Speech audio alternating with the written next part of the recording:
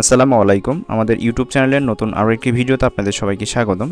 তো আমাদের আজকের ভিডিওর মেন উদ্দেশ্য হচ্ছে আসলে আমাদের এলাকায় কি পরিমাণ বন্যার পানি হইল এই সম্বন্ধে, বা আসলে চকে কতটুকু পানি গেছে, কি পরিমাণ অবস্থা, A to Z ইনফরমেশন থাকছে আজকের এই ভিডিওতে। আপনারা অবশ্যই ভিডিওটা ফুল দেখেন, তাহলে হচ্ছে সম্পূর্ণ বিষয়টা হইতেছে আপনারা বুঝতে পারবেন যে আসলে কীরকম এই বছর আমাদের এলাকায় পানি হবে। আলহামদুলিল্লাহ, আমরা সরাসরি আমাদের যে নদী আছে নদীতে প্রবেশ করে ফেলছি। আর অনেকের প্রশ্ন যে ভাই এই নদীটার নাম কি? এই নদীর নামটা হইতেছে ইছামতি নদী। যদি এটা আকার অনেকটাই বড়, বাট এই চারপাশ যেটা আছে মানে চওড়াটা অনেক ছোট, বাট এটা লম্বা অনেক বড়। আরেকটা বিষয় এখানে লক্ষ্য করেন, আমাদের যে নদী আছে নদীর পানি কিন্তু অনেকটাই ঘোলা, কেননা এই পানিগুলো হইতেছে আসতেছে সরাসরি পদ্মা নদী থেকে। তো যাই হোক, আমরা হইতেছে আমাদের যে চকে পানি ঢুকে আর কি, মানে আমাদের যে চকটা আছে ওইখানে যে পানিটা ঢুকে এই ইছামতি নদীর সাথে হইতেছে একটা খাল যুক্ত করা আছে। দেন আমরা যাবো এখন ওই খালে, দেখা যাক আসলে চকের কি পরিবেশ, কতটুকু পানি হয়েছে না হয়েছে। দেন ওই খাল থেকে হইতেছে আমরা বিস্তারিত যে বিষয়গুলো আছে ওগুলো একটু দেখাই দিব। তো যাই হোক, আমরা হইতেছে আমাদের যে ইছামতি নদীর সাথে যে খালটা অ্যাটাচ করা, সামনে কিন্তু ইছামতি নদী, আর এটা হইতেছে খাল আর কি। হ্যাঁ, আর এই পাশে হইতেছে এই খালের ভিতর দিয়ে কিন্তু আমাদের যে চক, এই চকে কিন্তু পুরা পানি প্রবেশ করতেছে আর কি। আর এই যে মাঝখানে যে অংশটা দেখতে পেতেছেন, এখানে হইতেছে আমাদের কৃষক ভাইরা পাট জাগ দেয় আর কি। আমাদের চকের যে পাটগুলো আছে ওইগুলো এখানে জাগ দেয়।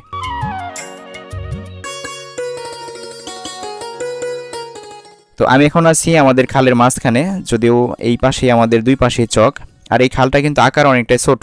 আর এই খালের ভিতরেও মোটামুটি ভালোই পানি হয়েছে, আপনি একটু লক্ষ্য করেন। আর কিছুদিন পরে কিন্তু আমাদের যে জমিগুলো আছে, উঁচা উঁচা যে জমিগুলো আছে, প্রত্যেকটা জমিতেই আশা করি পানি প্রবেশ করবে। আরেকটা বিষয় এখানে বলি, যেহেতু আমাদের এলাকায় গত 3 থেকে 4 বছর ধরে কোনো বর্ষা বা বন্যা হয় না আর কি, যার কারণে আমরা খুবই আশাবাদী যে আল্লাহ আমাদের এই চকে বা প্রত্যেকটা চকে আর কি, যেমন আমাদের এখানে মোটামুটি আরো অনেকগুলো চক আছে, প্রত্যেকটা চকে যেন পানি প্রবেশ করে আর কি। তো হাঁটতে হাঁটতে হইতেছে আমরা একটু সামনে আগাইছি। আগানোর পর দেখেন আমাদের এই পাশে কিন্তু মানে কিছু জমিতে পানি প্রবেশ করে ফেলছে, একটু লক্ষ্য করতেছেন আপনারা, তাইলে দেখেন। আর মোটামুটি 2-1 দিন পর হলে কিন্তু পাটের যে জমিটা আছে সাইডে, এই জমিতে কিন্তু পানি চলে আসবে আর কি। তো এগুলো হচ্ছে নিচা জমিতে মোটামুটি পানি প্রবেশ করে ফেলছে। আর কিছুদিনের ভিতরেই মোটামুটি মানে যে পরিমাণ পানি আপাতত অগ্রসর হচ্ছে বা বাড়ছে, আমরা আশাবাদী যে আর কিছুদিন হইলেই এরকম বাড়লেই মোটামুটি আমাদের উপরে যে টান চকগুলো আছে ওই টান চকের জমিতেও কিন্তু পানি প্রবেশ করবে। আর পানি হইতেছে ধরতে পারেন যে একটা ফসলের মানে জান বা প্রাণ, ঠিক আছে? কেননা পানি না হলে কিন্তু একটা জমিতে ফসল এরকম ভালো হয় না, আপনারা সবাই জানেন। কেননা এই যে পানিগুলো আসতেছে, পানির সাথে যে পলি মাটিগুলো আসতেছে, এই মাটিগুলাই কিন্তু এই জমিতে পড়বে। আর পড়লেই কিন্তু ওই যে নতুন যে মাটিগুলো আছে ওই জমিতে মানে ওই মাটির কারণে কিন্তু ফসলগুলো ভালো হবে। ইভেন আগের যে মাটিগুলো আছে ওগুলো হইতেছে যে সারগুলো আছে ওগুলো ধুয়ে পানিতে চলে যাবে, দেন চলে যাওয়ার কারণে কিন্তু মোটামুটি ওই যে ফসলগুলো যেগুলো আছে ওগুলো কিন্তু ভালো হবে। যার কারণে আমাদের এলাকার প্রত্যেকটা কৃষক কিন্তু আশাবাদী যে বন্যা হোক, কেননা 3 থেকে 4 বছর ধরে হইতেছে আমরা নিজেরাও বন্যা দেখি না আর কি। তো যাক, এটা হইতেছে খালের লাস্ট প্রান্ত, দেন এইখানে কিন্তু খালটা শেষ। আমি বলছিলাম খালটা অনেকটাই ছোট, আর সামনে কিছু পাটের জমি দেখতে পাইতেছেন আর কি। হ্যাঁ, তো এখন হচ্ছে আমি একটু টানচকগুলা যাই, আমি টানচকের দিকে যাব। টানচকের আসলে কি পরিবেশ, এরপর আর কিন্তু ওইখানে কোনো খাল নাই। আর যদিও খালেরও খনন কাজ চলবে কিছুদিনের ভিতরে, হয়তো আমরা দেখলাম এর আগে হইতেছে মাপজোপ করে নিয়ে গেছে, কেননা খুব দ্রুতই কিন্তু খনন কাজ করা খুবই জরুরি, কেননা এই খালটা মানে ভইরা গেছে এরকম একটা পরিবেশ আর কি। যেহেতু এই জমির যে বজ্র বিষয়গুলো আছে, যেমন ঘাস থেকে শুরু করে আবর্জনা যেগুলো আছে, প্রত্যেকটা আবর্জনাই কিন্তু এই খালের ভিতরে ফেলানো হয়, যার কারণে কিন্তু এই খালটা ভইরা গেছে আর কি।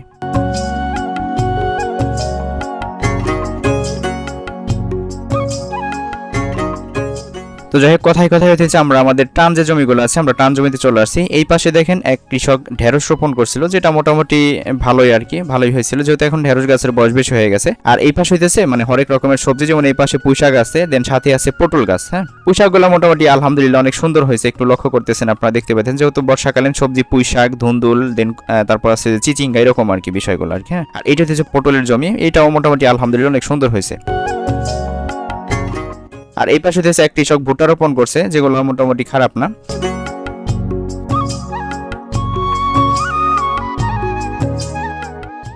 তো এই যে টানচকগুলো দেখতে পাচ্ছেন, এগুলোর ভিতরে আমরা আশাবাদী যে পরিমাণ পানি মানে বাড়তেছে, যদি এরকম বাড়ে তাহলে হইতেছে আমাদের এই চকে বর্ষা হবে আর কি। হ্যাঁ, আমি কিন্তু বর্ষার বিষয়টা ক্লিয়ার করছি, কারণ বর্ষা না হলে কিন্তু কোনো ফসলই ভালো হয় না। তো যাই হোক, এই ছিল আমাদের আজকের ভিডিও। দেন আমাদের চ্যানেলের পরবর্তী ভিডিও দেখার জন্য সবাইকে আমন্ত্রণ রইল। আর আপনি যদি এই ভিডিওটা ফেসবুক পেজ থেকে দেখে থাকেন, অবশ্যই আমাদের ফেসবুক পেজটা ফলো করে আমাদের সঙ্গে থাকবেন। আর ইউটিউব থেকে দেখে থাকলে অবশ্যই আমাদের ইউটিউব চ্যানেলটা সাবস্ক্রাইব করে নোটিফিকেশন বেল অন করে রাখবেন, এরকম কৃষি রিলেটেড প্রত্যেকটা ভিডিও দেখতে।